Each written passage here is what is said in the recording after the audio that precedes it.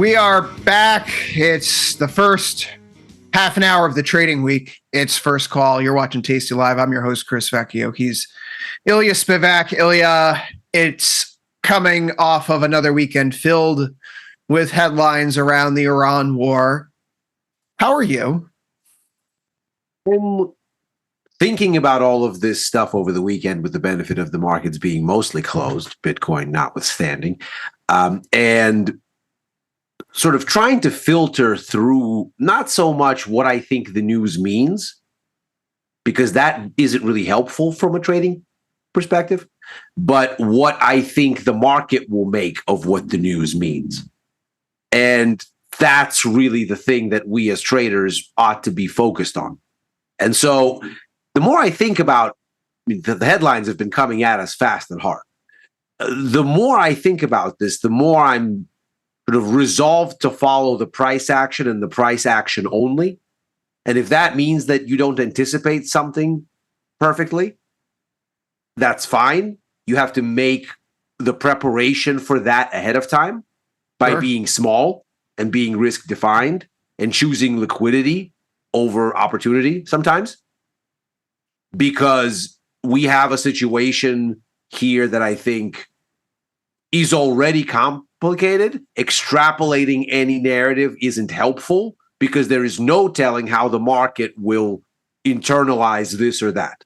The only thing to do here is to watch the major assets and swim along. We closed out last week with the markets effectively near the lows. They bled out a little bit lower after hitting 64.12 as we turn to the charts in the S&P 500, Ilya. We did see a market continue lower after hours down to 63.98. 63.78 are the early quotes coming in because oil prices in the weekend Wall Street gauge are up another 2% here. Technically, the open outcry close for Friday was 99.64.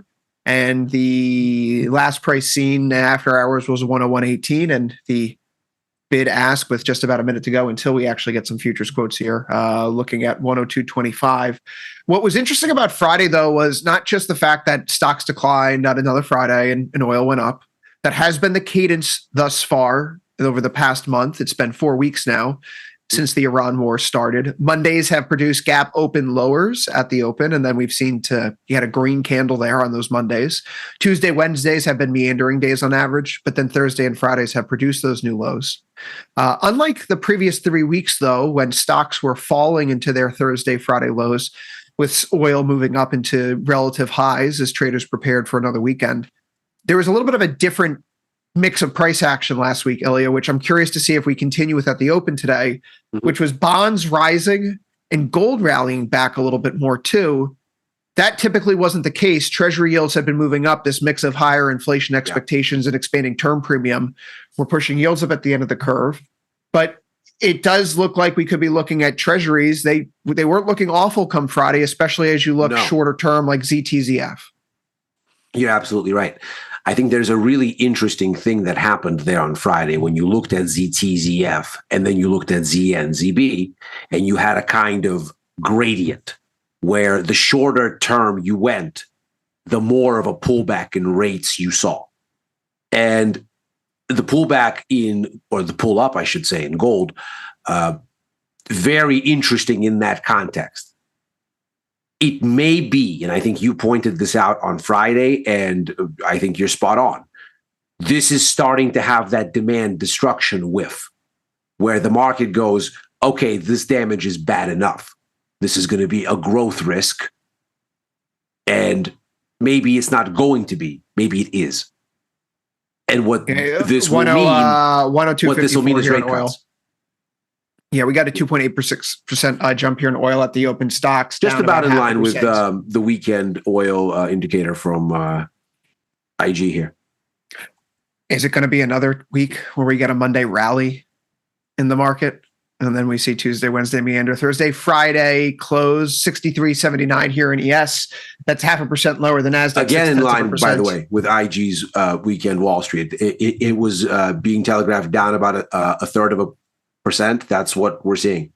Yeah, and we have the Russell here also off about 0.8% now, 24.44. Ilya. These markets have been just in trend mode here over the past month where they've broken down, they've bounced back, they've returned back to trend levels. They faded off them again here with ES and NQ setting new relative lows for the year. The Russell's close, but not quite there.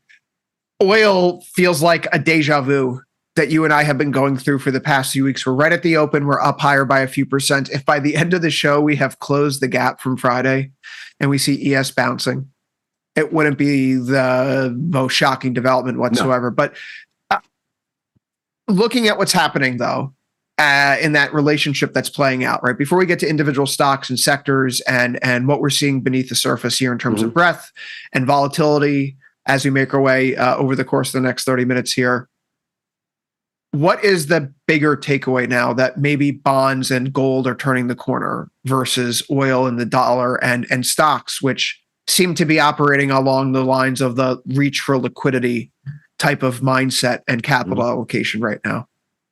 Well, for stocks, right, this is bad news getting worse. If the read through from the initial start of the war was, oh no, energy shock, growth shock, inflation shock, we're not going to get the rate cuts that we wanted. Take a look at how the market took that initial response. It didn't take it necessarily so negatively sentiment-wise because there was a growth risk. And you could see that. It took it negatively because, oh man, this is going to slow the Fed down. Now we're not going to get our rate cuts. That's annoying. But the rate cut odds started to rise again. This is now a different arrangement. Yeah, I mean, I think that's the important point here because we saw those rate cut odds deteriorating very rapidly over the course of March. And then we take a look at what happens just at the end of last week, where small shift, but meaningful shift, where the odds of a hike dropped from 12.4% on March 20th to where they are effectively at the end of last week to only 2.1%. And that's for the month of April. I don't think anyone's really expecting an April rate hike. If there's going to be a rate hike, it'd probably come sometime July to October as the Fed has the opportunity to digest the actual impact of this jump in oil prices. And hopefully by then the war is over. But that is a change, right? All of a sudden, even though oil prices are still going up, the rate cut odds are beginning to go down. And that leads you to think that maybe the market is looking around the corner and saying this crisis is leading ultimately into the demand destruction that we will so fear, which is the worst case scenario for stocks. That's right. Oil probably is going to be sticking in that above the $9,500 range for the foreseeable future. But Ilya, I want to get back to one point though, which we raised in the first week of this crisis, as we watch oil prices, continue to bounce around 102.59 here. $100 a barrel, $120 a barrel in 2006 is fundamentally different than $100 or $120 a barrel in 2026. Gas prices are going to go up, but since 2006, real wages have been more than doubled. When we take a look at real-time spending data right now, weekly credit cards tracking data, you're not seeing any sort of demand destruction for U.S. consumers yet. And so just looking at inflation measures, you could look at the Minneapolis Fed's website. To get to $120 barrel equivalent in 2006, oil in 2026 would need to reach $192 a barrel to feel that same kind of pain that helped cripple the economy going into the global financial crisis. And it was one of the many reasons why the economy started to weaken. So work with me on this here. Are we overreacting right now to this oil rise here in the short term and the economic impact that it's going to levy on the U.S. economy? Or are we right to be concerned that there are dominoes starting to fall and it's a matter of time until it hits our shores? I think we are absolutely right to be concerned. And the reason that we are right to be concerned and the reason that we know that is that we can see it in the price action in the markets. Again, in my view, it is very dangerous here to try to paint granular narratives. It's much easier and probably serves us as traders much better to look at what the price action is doing and then to try to describe that. And from that description to go, okay, here's where the market's mindset is, given that backstory, how do I think incoming things are going to impact what happens next. And the moment that your layout of, okay, this set of assets is going this way, that set of assets is going that way, and this is what this means, this is how I think the world works in this environment, and if they change, well, then I change how I think the world works. I think you see from the price action here, the market is taking it very seriously. And you see it in the changes you just described to the pricing for Fed policy, that the market is taking it very seriously.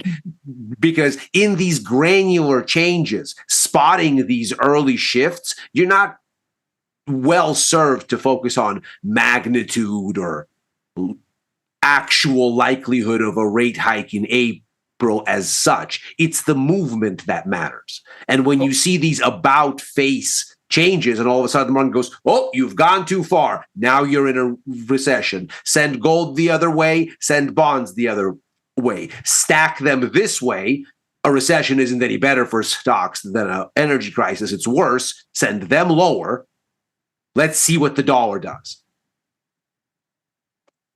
Rate cut odds for the end of this year are up at the start of this week, even though oil prices are continuing to move higher here. 103.10 now, 3.5% higher at the open for crude there, Ilya. I know crude has been something that you and I have been playing in recently, because we are of the mindset that this crisis is getting not better, but worse, and stands to get worse and potentially much worse over the coming days. You and I had on the last week's show, we're not just selling puts, but looking to buy calls at 4 days to expiration. There is a 105, 106 put spread that I still, or call spread that I still have on here, which because of the volatility going where it is, and even though we're not in the money at the moment, I could still flip it for a little bit of a small profit here. Same thing for 12 days to expiration, 18 days to expiration. It's a story that's consistent across the board. I've just been selling puts and looking for opportunities to sell rallies and sell rips in stocks, buy dips in oil right now. And that relationship doesn't seem to be breaking. That seems to be intact right now. Whereas everything else, there are a few other things that, you could have made the case, well, if you're trying to get long bonds, you're effectively at this moment in time, effectively calling a top in oil. But that may no longer be the case. And it's probably the most important thing that we could watch out for over the coming days, because I've been taking a look at the calendar here. And the most important event of the week, of course, is just watching what happens with oil prices. But looking around at the earnings calendar outside of Nike on a Tuesday, there's not really anything else that draws any substantial interest. Nike has a $77 billion market cap. There is no other company that has a market cap greater than $20 billion, even $11 billion at that point over the next few days. So macro, 5-minute macro, where we're responding to tweets, responding to headlines, unfortunately, that remains the environment that we will likely be in these coming days. Absolutely. Absolutely. I think we are very much in an environment where the only thing that matters is watching the price action and whether it appears to unhinge from ranges and where it touches important inflection points from the past, where that behavior leads it, and to watch through that lens the news flow and the arrangement of assets. I think, as we've been saying since the beginning of the show, the way that assets have arranged themselves has changed a number of times since this crisis started. And you can see in that shift, how is the stock market behaving relative to rates, relative to gold, relative to oil, relative to the dollar. You can see which thing the market seems to be emphasizing and how the market seems to be in its totality sort of coming up with a net view. This is what this war means. This is what the economic impact is going to be. I think the price action is telling you a story. And probably the hardest thing you can do in this environment, because we really don't have anything until we get big macro data at the end of the week. NFP is coming up. We really are just looking at headlines. it would not serve us well to think we can read ahead of time what those headlines will mean for traders. I think we watch that happen and we go, okay, they think this, until further notice. This week is an interesting week for macro data. There's a few things of interest over the coming days. I don't care much about RBA meeting minutes unless we think about this from a 2022 lens, where those were the central banks at the tip of the supply chain that saw the inflation coming first and were the ones ringing the alarm bells. So perhaps the RBA has some insight as to what's happening, broadly speaking, with commodities, because they are, of course, a commodity currency. March 31st. It started to appear, by the way, last week. The PMI numbers had their economy shrinking unexpectedly in March, whereas Europe only stalled, for example, and the US came to slower growth, but still growth. And yes, all of them came out and basically said the same thing. Middle East, job risk, energy crisis, blah, blah, blah. All of them said exactly the same thing. In Australia, though, it meant an actual stoppage of economic activity and a move in the opposite direction. So to your point, they might very well be at the front line here.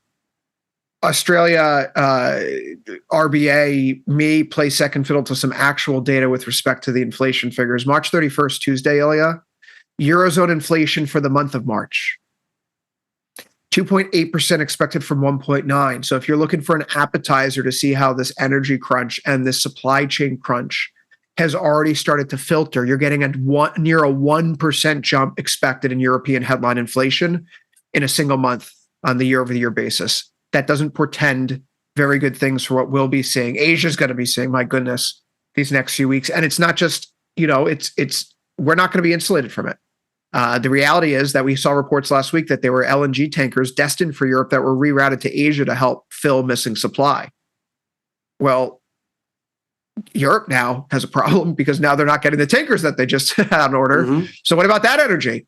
That, again, there's a law of one price in global markets in a globalized economy in 2026. You make your way through Tuesday jolts. You're going to have some Chinese PMI, some Japanese PMI. You go to Wednesday, U.S. retail sales, ISM manufacturing. And then Friday, you mentioned non-farm payrolls, which this week, Ilya, it's Good Friday. Markets are closed here in the U.S. When you have events like this, and this doesn't happen that often on the calendar over the course of a year, right? But when you have something big like non-farm payrolls due on a Friday when you're going to have limited access, and this is during a war period where the markets have been freaking out prior to markets being closed. Friday's been freak out day. Friday's been freak out day. So Thursday's freak out day. Thursday's also been a little bit of a freak out day already. How does that influence you with the holiday shortened calendar this week? How does that impact the way that you position capital over the next several days? So one thing I did on Friday, and we talked about this a little bit, was the piece of my put vertical position that had the most recent DTE. So I have a number of pieces that I've added. When a position goes my way, I make it bigger. And obviously, doing it with options, each piece that I add, the bet is that momentum will continue. And so I add more duration into the trade. I don't just pile into the same duration that I initiated. And so I had a piece of it that had about 25 days DTE. I peeled that off. That was the biggest piece. I'm going to continue to kind of modulate things, looking for the momentum to continue, but also not being greedy and trying to dilute exposure to direct delta by extending maturities where I can, going out further. If I'm going to add something, which is possible, of course, because if something breaks out, I'm going to want to get bigger. But if I'm not looking at, let's say, FX, which I'm doing through futures, but instead I'm looking at oil or gold or stocks, then I'm going to try to look to push out where those things expire and dilute delta that way, because this is obviously a market that's getting very frazzled, and markets can essentially become overextended in either direction, and sentiment can break for no reason. So I don't want to be overexposed here. Sentiment is obviously already very hot, but I do want to be exposed because it is moving in that direction still. At some point, we're going to get a change in behavior out of this war, Ilya. I was looking through the FactSet report right now. The Q1 earnings growth rate for the S&P 500 was 13% for the first quarter. That's crazy. That's crazy good. That's why if you stop the war, the buy the dip mentality has a real shot of coming back in. Oh, sure. But we're running out of time before the supply chain impacts become subsume, because then you have these industries that are so negatively materially impacted moving forward. But right now, the forward PE. Well, and that's what you saw last week, right? Hence the change in the behavior of gold and the bonds. They're starting to tell you your window is closing. Yes, because historically, since 1980, during recessions, the two assets that have performed the best during recessions have been the long end of the treasury curve and gold, right? Mm-hmm. So when those things start perking up, and you see, I mean, Ilya, last week, inflation expectations stopped rising. The rise in the treasury yield at the long end of the curve was due to term premium inflation. Mm-hmm. So it's just you're starting to evolve in the level of concern right now. The forward 12-month PE ratio for the S&P is 19.9. That's now back to the 5-year average of 19.9, and it's above the 10-year average of 18.9. I'm not saying the market's getting cheap, but you're starting to get into the place where valuations are akin to where they were in April 2025 at the lows. And I imagine that we will have some dip buyers down near those levels. Ilya, what's the approach here this week? Are we still going to take the sell the rips in stock, buy the dips in oil until we are proven wrong, given the information environment in which we're operating? I mean, I think you have to be looking, if stocks is what you're talking, right? Let's just take a look at SPX even. Just the index itself. And take a look at what we did last week, the break of that range bottom, and where the next inflection point is, which is somewhere near the beginning of last year, December 2024, up through maybe like February, mid-February, where the tariff scare really starts to take hold. We have, what, about 5%, 6% here? I think we 62 or so, probably start to look at valuations and significant technical levels that may drop, may pique people's interest, right? For major former swing highs in 2024 or 2025, coupled with a PE ratio that's below the 10-year average. Mm-hmm. I know what we're going to hear on CNBC from people like Jim Cramer. Probably, yeah. Yeah. So, yeah. No, but we're traders here. The next 45 and 21 out. I mean, what do we have working for us? We have expanded vol. We have downside technical momentum. Volatility is across the major indexes at the end of last week, Ilya. They all jumped into the high 40s or low 50s.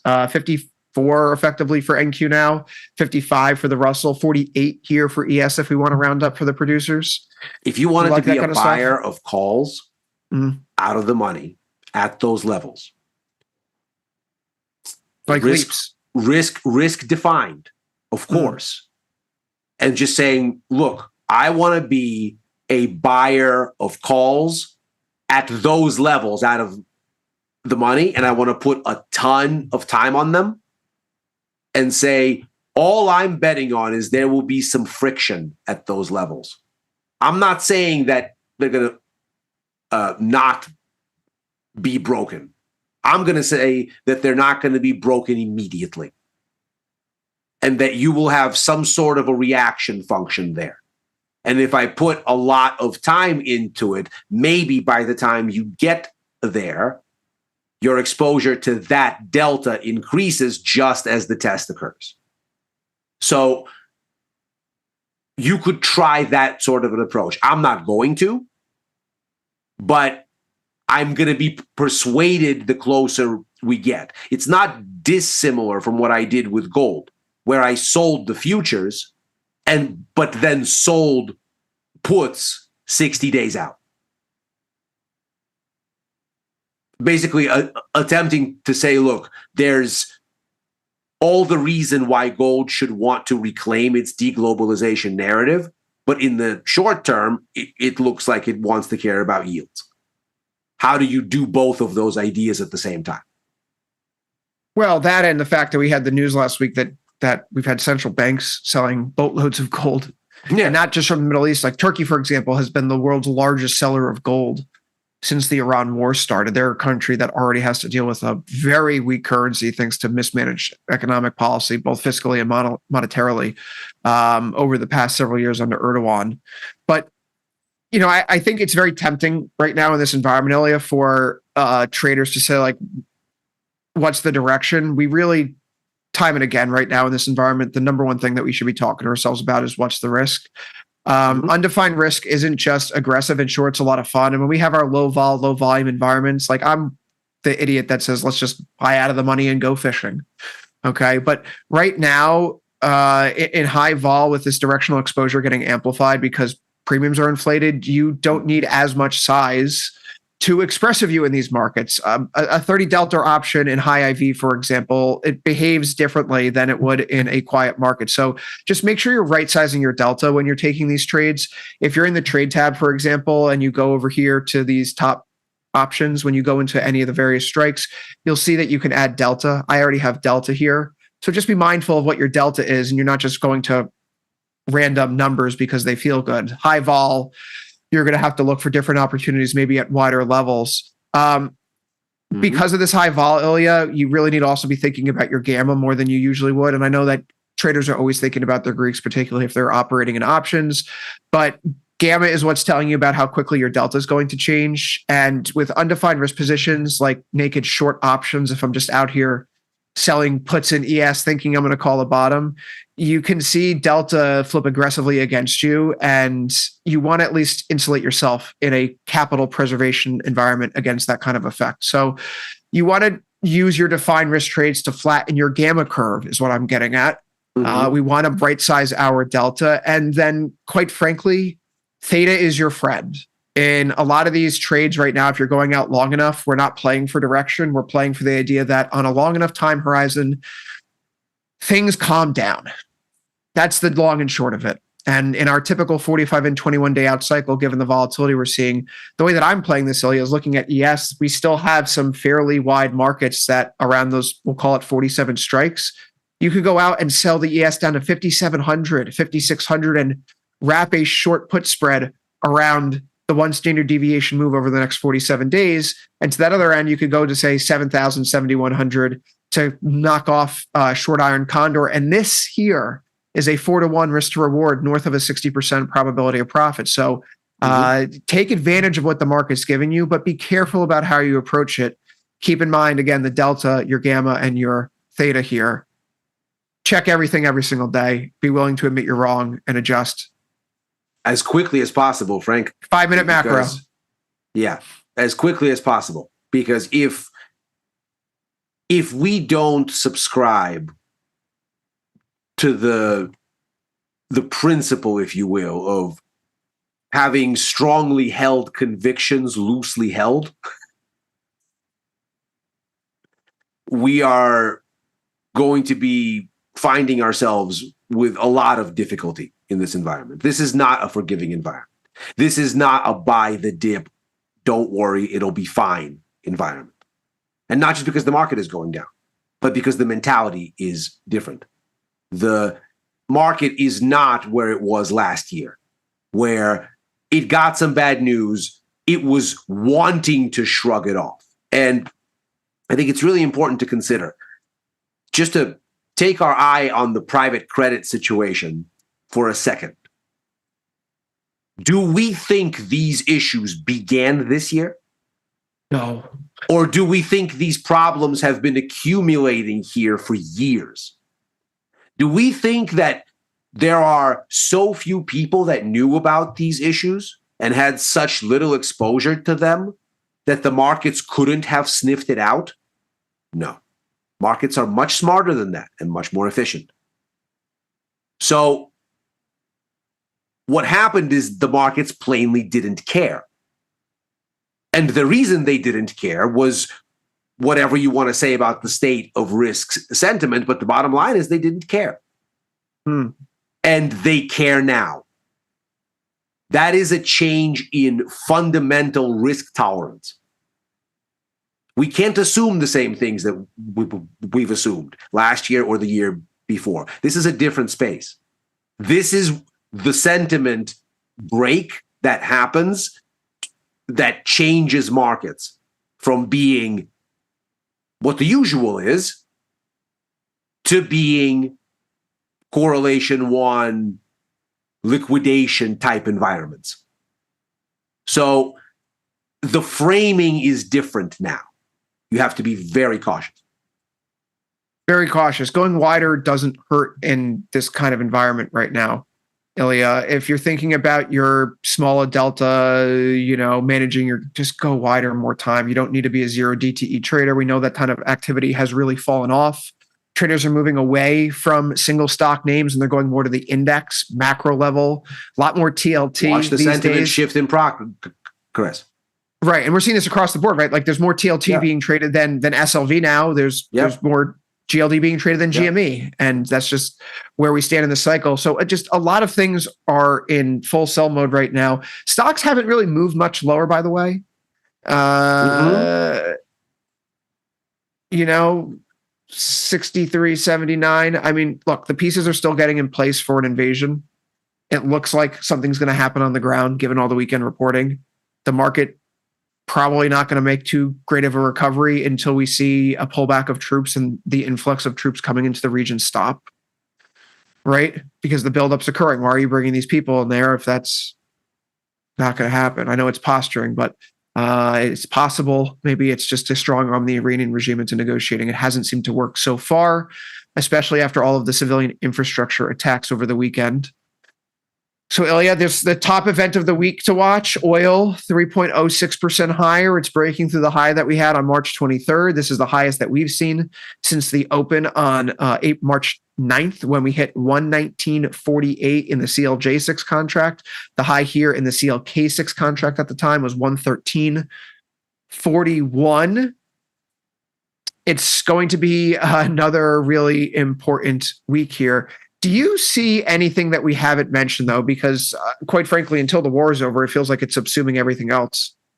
Have you seen anything else that we should be paying attention to over the next few days, aside from managing our risk very aggressively and making sure that we are, again, monitoring our portfolio exposure so we're not caught in one of these 5-minute macro moves?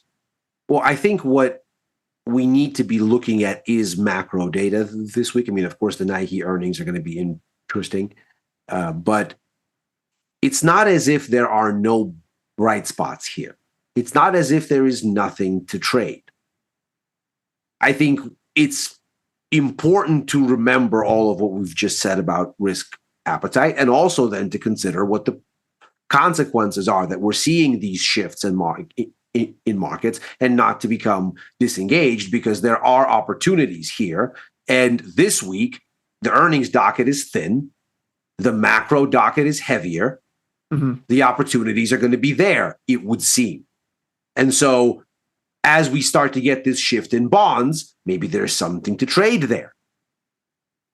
As we get this shift in gold, maybe this is the place where we finally pick up on this idea that, you know what, this war doesn't do? It doesn't make globalization unraveling any better. So maybe that deglobalization narrative makes more sense, not less, in this environment. Well, I mean, also, and that means gold should be going higher. Yeah, if the petrodollar is dead, like, what are we using?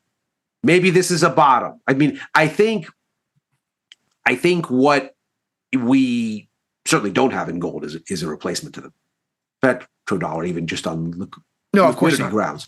But that's a conversation for later, because it's. But that's a conversation for later. It's a conversation for later, Ilya, because it's 6:30 Eastern right now. We have to wind this down. Stocks meandering here after their lower open, 63.84 here in ES.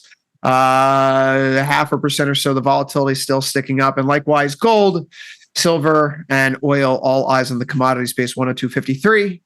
Ilya, we're done here. This has been First Call. Tomorrow morning, we're back, 8 Eastern, 7 Central. Nick Batista, Tony Batista, to take you through your first few hours of the trading day Monday morning. You're watching Tasty Live. I've been Chris Vecchio. He's been Ilya Spivak. Thanks for joining us. And hey, go check out some of our Trading Trends interviews. We've had lots of great guests on recently. It's a good way to fill the time while you're, watching Sunday Night Baseball. Let's go Mets. See you tomorrow.